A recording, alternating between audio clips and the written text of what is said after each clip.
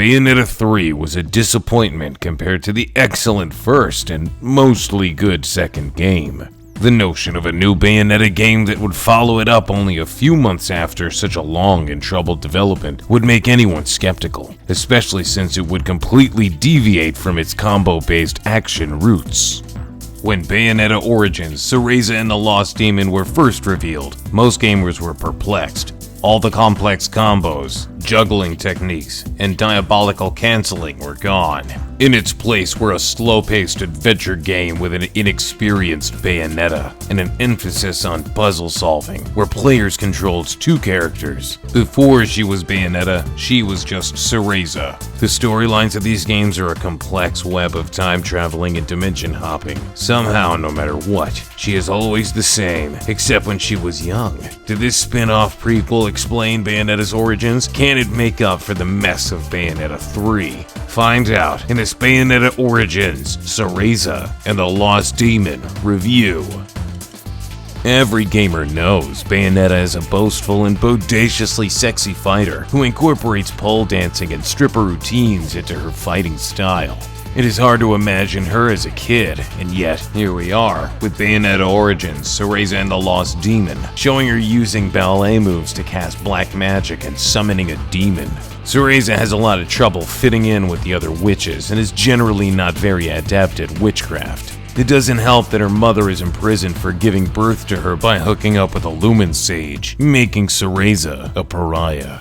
If she hopes to free her mom, she is going to have to learn the Umbran arts from Morgana, an experienced and also outcast witch. To prove herself, Cereza will need to learn how to summon a demon, which will be instrumental in freeing her mom. Taking inspiration from Lewis Carroll's Alice's Adventures in Wonderlands, Cereza is whisked away to a magical and mysterious forest. She does summon a demon, but it possesses her stuffed cat doll, and from that moment on, they must learn to work together if they ever want to escape the fairy realm. The story of the characters in Bayonetta Origins is very fleshed out. Cereza's arc is especially well thought, and the fans of the last three games will appreciate the many call-forwards and tastefully done nods to her character. Her growth from a scrappy and self-doubting apprentice to a confident and capable witch is earned through her relationship with Cheshire, her demon cat summon. In his demon form, Cheshire resembles what a Langolier would look like as designed by Tim Burton. He is almost all teeth and has a gruff and nasty cadence like any demon would. Cheshire's developing bond with Cereza is admittedly very cute, and seeing him soften over time to become her dedicated protector is sweet and fulfilling. Bayonetta Origins, Cereza and the Lost Demon is a one-player game that demands gamers control two distinct entities. Splitting Joy-Cons with a friend won't make this an ideal two-player game because the gameplay requires Cereza and Cheshire to work as one. The dual-character gameplay is reminiscent of Platinum Games' Astral Chain, but refined and more manageable due to a fixed camera point of view. Controlling Cereza and Cheshire with the left and right analog sticks will put both brain hemispheres to work. At first, expect to bumble around. Over time, and with a little practice, playing as the pair becomes very natural. The face buttons are mapped to Cheshire's various elemental forms, and each one gets its abilities, which can be used in battles or puzzles.